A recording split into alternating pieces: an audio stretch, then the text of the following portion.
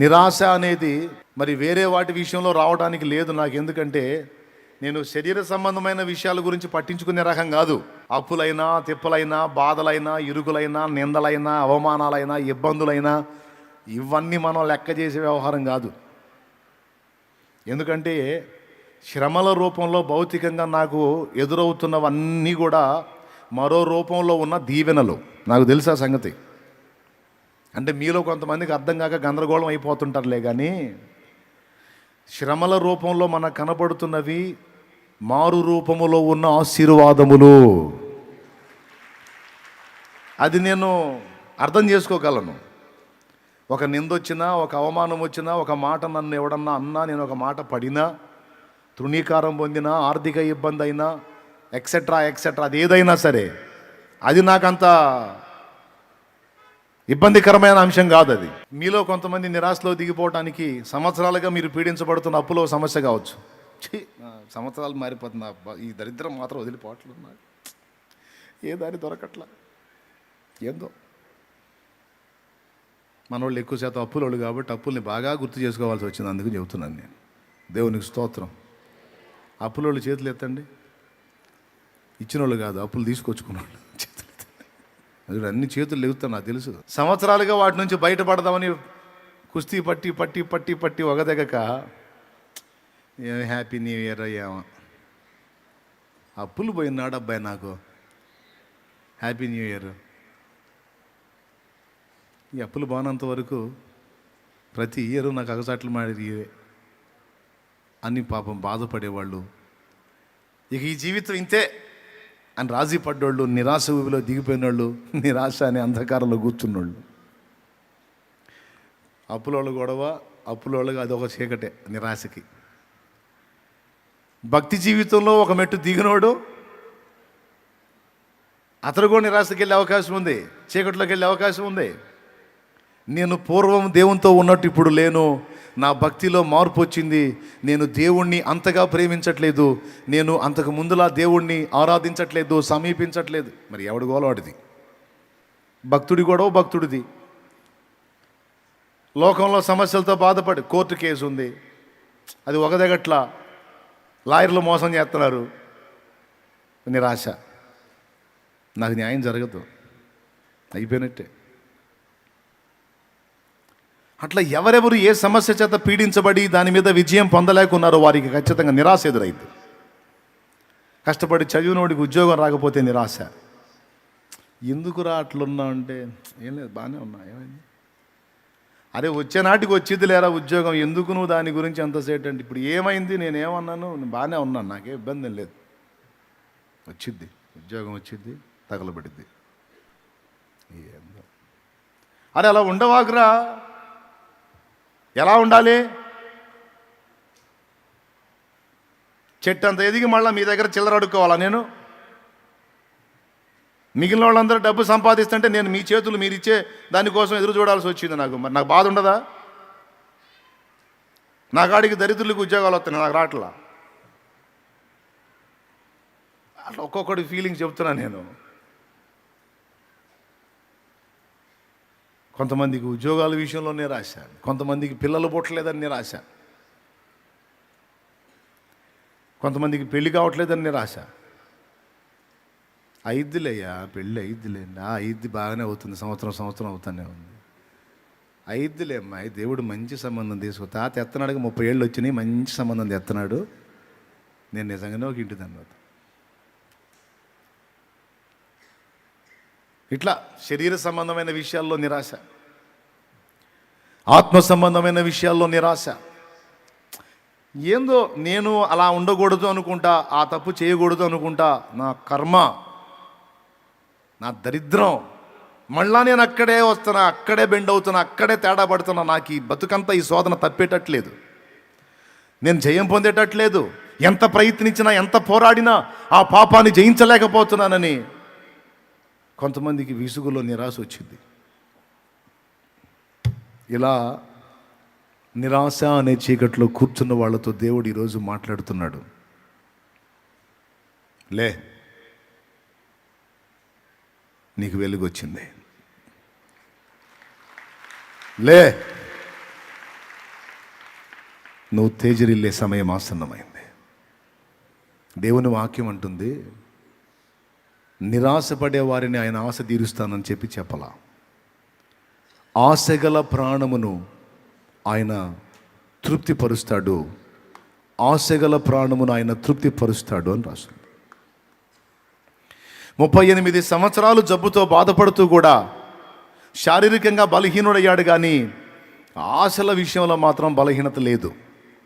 38 ఏళ్ల తర్వాత యేసు ప్రభు వెళ్ళి, ఇదిగో నీవు స్వస్థపడగోరుచున్నావా అని అతను అడిగితే, స్వస్థపడాలనే ఉందయ్యా, కానీ దూత నీళ్లు కదిలించినప్పుడు నన్ను నీళ్లలో వేసేదానికి నాకెవ్వడూ లేడు అన్నాడు. ఆశ్చర్యం. 38 ఏళ్ళైనా ఇంకా బాగుపడతాను అన్న అతని నిరీక్షణ, అతని విశ్వాసం, అతని గుండెల్లో ఉన్న ఆశ ప్రభువునే ఆశ్చర్యపరిచింది. సరే, నీకు నీళ్ళొద్దు, దోతొద్దు, లే, నేను చెప్తున్నాను, లేచి నీ పరుపెత్తుకున్నాడు అన్నాడు.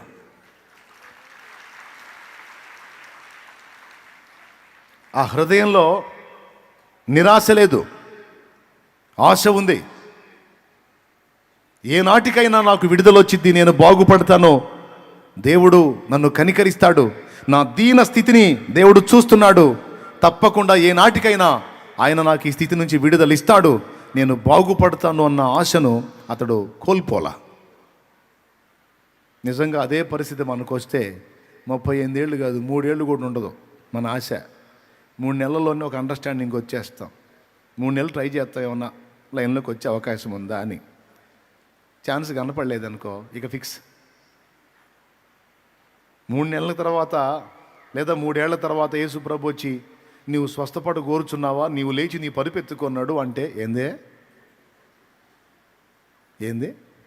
నీవు లేచి నీ పరుపెత్తుకున్నాడు ఏంది నడిచేది? 3 సంవత్సరాలు ఏడా? ఎన్ని? 3. పెద్ద ఇప్పుడు వచ్చి పరుపెత్తుకోవాలంటే లేచే ఓపికంటే కాళ్ళు చేతులు కదిలి పని చేస్తుంటే ఎందుకు కూర్చుంటాం? అవి లేవకనేడు కూర్చుందే. మా చెప్పొచ్చావు భలే లేమంటున్నావే. కానీ వాడు 38 సంవత్సరాలు సీనియర్, కానీ అతని గుండెల్లో ఆశ చూసావా? ఏంటి ఆశ? నా దీన స్థితిని దేవుడు కనిపెడుతున్నాడు, ఏనాటికైనా నాకు విమోచన ఉంది. హల్లెలూయా. ఏ హృదయాలలో ఎలాంటి ఆశ ఉందో అది కనిపెడతాడు ఆయన. ఏనాటికైనా నా ప్రార్థన దేవుడు వింటాడు, జవాబిస్తాడు. ఏనాటికైనా నా హృదయ వాంఛ ఆయన తీరుస్తాడు. ఏనాటికైనా నాకు విడుదలిస్తాడు. ఏనాటికైనా నాకు జయమిస్తాడు. ఏనాటికైనా నా ప్రయత్నాన్ని ఆయన సఫలపరుస్తాడు. ఏనాటికైనా నేను వైఫల్యాలు ఎదుర్కొంటున్న పరిస్థితుల మీద నాకు తప్పనిసరిగా విజయాన్ని ఇస్తాడు. నా స్థితి ఎల్లప్పుడూ ఇలా ఉండదు, తప్పకుండా దాన్ని మార్చి చూపిస్తాడు నా దేవుడు. నాకైతే ఆశ ఉంది, విశ్వాసం ఉంది, ఆ నిరీక్షణ ఉంది. ఆ ఆశతోనే నేను బతుకుతున్నా అని ఏ హృదయాలైతే స్పందిస్తాయో అలాంటి హృదయాలను ఆయన అక్కడి నుండి పరిశీలిస్తాడు. మనం ఆశ పెట్టుకుంది మనుషుల మీద కాదు. ఏ నాటికైనా ఏ మనుషుడైనా వచ్చి నన్ను ఆదుకుంటాడు అన్నది కాదు మన ఆశ. మన సృష్టికర్త మీద మన ఆశ, మన ప్రభువు మీద మన ఆశ. మనం ఎదురు చూస్తుంది ఏ నరుడి కోసమో, ఏ ఎవడి దయాదాక్షిణ్యం కోసమో కాదు. మనం ఎదురు చూస్తుంది జీవము గల దేవుడైన యెహోవా కొరకు. నూతన బలం మనం పొందటం ఖాయం. క్రొత్త తైలం మన మీదికి రావటం ఖాయం. నూతన వెలుగు, తేజస్సు మన మీద ఆవరించటం ఖాయం. మనల్ని ఆవరించిన అంధకారం తరిమి కొట్టబడటం ఖాయం. నిరాశ అనేది ఒక అంధకారం. ఆ ఒక్కదాన్నే మీ ముందు ఉంచాను నేను. దానిలో నుంచి నువ్వు బయటికి రావాలి. కూలబడ్డావు, కృంగిపోయావు, దిగజారిపోయావు, ఊబిలో దిగినట్టు దిగిపోయావు. లే, నేను ఉన్నవాడను అంటున్నాడు ఈవేళ దేవుడు.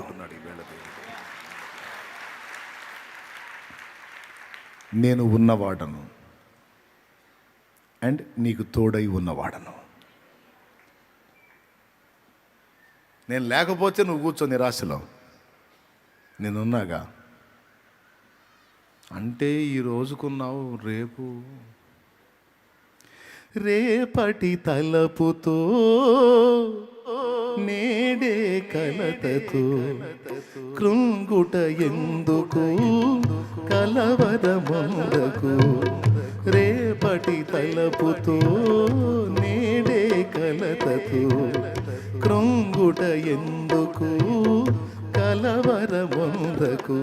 నమ్మదగినవాడు నీ దేవుడు, సర్వకాలము నిన్ను విడువడు.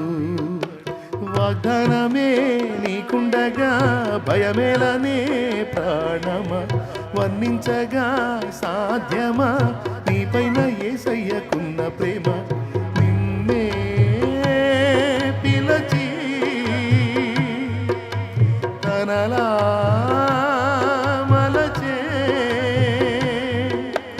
యేసుపై ఆనుకు నా ప్రాణమా. ఆ యేసునే నమ్ముకు అంతరంగమా.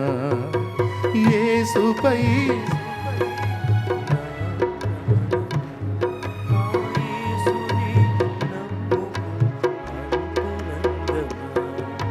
హృదయమా హృదయమా నా హృదయమా, యేసయ్య ప్రేమను గాంచుమా, యేసయ్య ప్రేమను గాంచుమా. ప్రాణమా ప్రాణమా నా ప్రాణమా, యేసయ్య స్నేహము గోరుమా. యేసయ్య స్నేహము గోరు. హల్లెలూయా. రెండు కళ్ళు ఓడతీయబడి, జుట్టు తొలగించబడి, అభిషేకం కోల్పోయి, మహాబలుడు కాస్త బలహీనుడైపోయి ఉన్నవాడికి ఇక ఆశ ఉంటుందా? ఒకవేళ దేవుడు బలమిచ్చినా కళ్ళు లేవు కాబట్టి ఏమైనా చేయగలడా? ఆశ ఉండదు. కానీ శాంసన్ గురించి ఎక్కడ రాశాడో తెలుసా? హెబ్రీ పత్రిక 11లో రాశాడు. ఏ జాబితాలో రాశాడో తెలుసా? విశ్వాస వీరుల జాబితాలో రాశాడు. కొడితే గట్టి కొట్టండి, లేకపోతే సర్దుకోండి.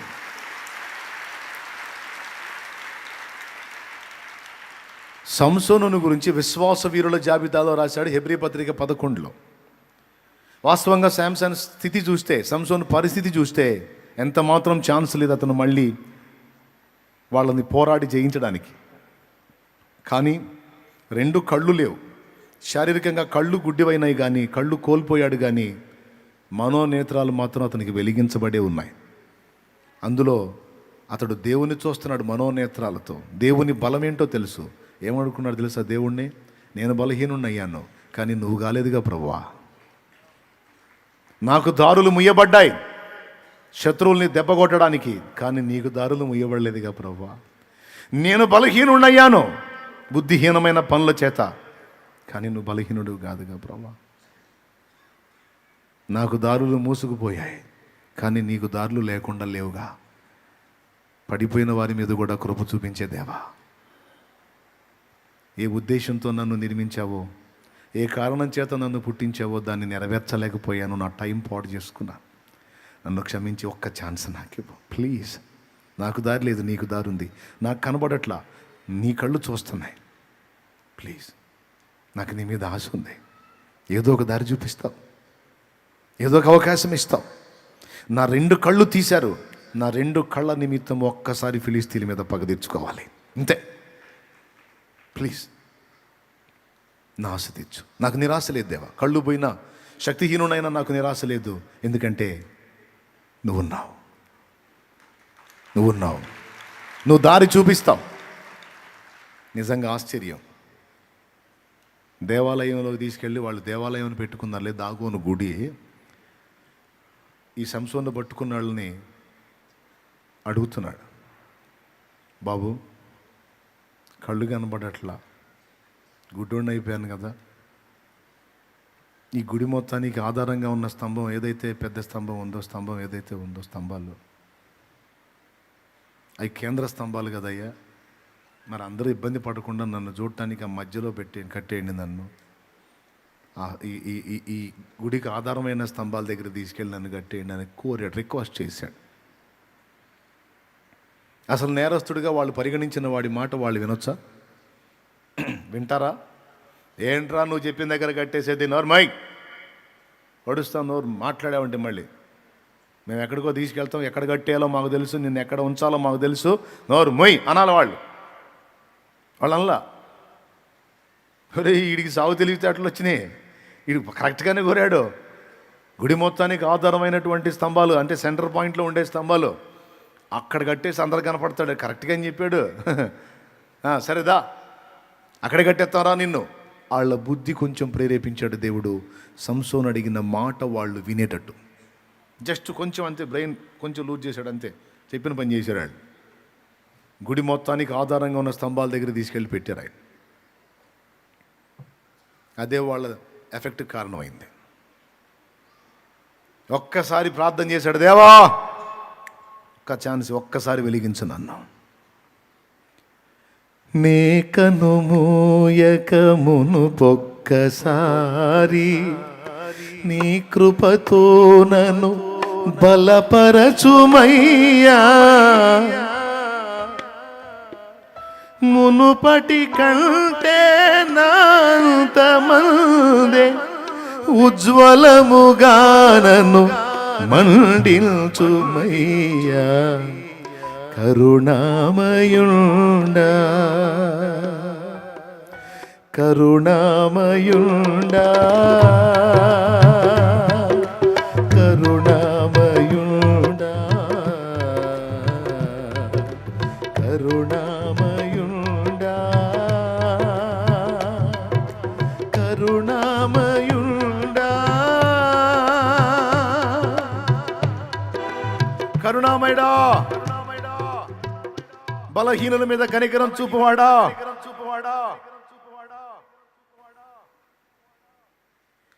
ఇప్పుడు నీ శక్తి నా మీదకి వచ్చుగాక, ఈ గుడి కూలిపోవును గాక. నా అలాగూ స్తంభాలు పట్టుకుని అలాగూ వంగాడు.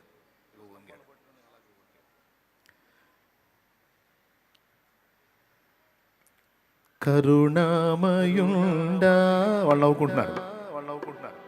దేవుణ్ణి వేడుకున్నాడు, దేవా దేవా దేవా దేవా దేవా దేవా దేవా దేవునికి స్తోత్రం, హల్లెలూయా. కరుణామయుండా కరుణామయుండా కరుణామయుండా కరుణామయుండా కరుణామయుండా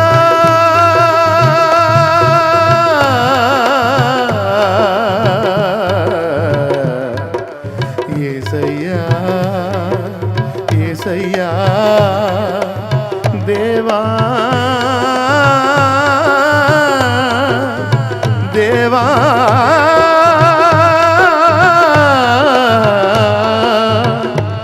దేవా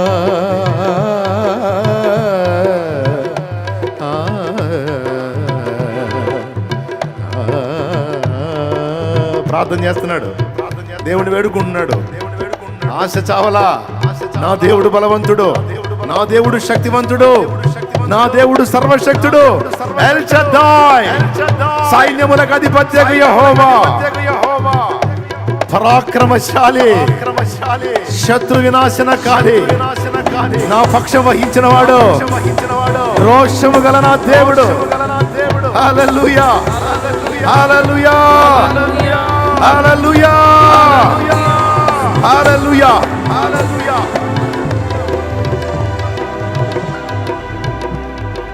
అక్కడేం మిగలైగా, ధ్వంసం ధ్వంసం. దేవునికి స్తోత్రం కలుగును గాక. ఏమీ మిగలేదు, ఇక అయిపోయింది మొత్తం, క్లోజ్. బలహీనులకు బలమిచ్చువాడు, గుండె చెదిరిన వారిని బాగు చేయువాడు మన దేవుడు.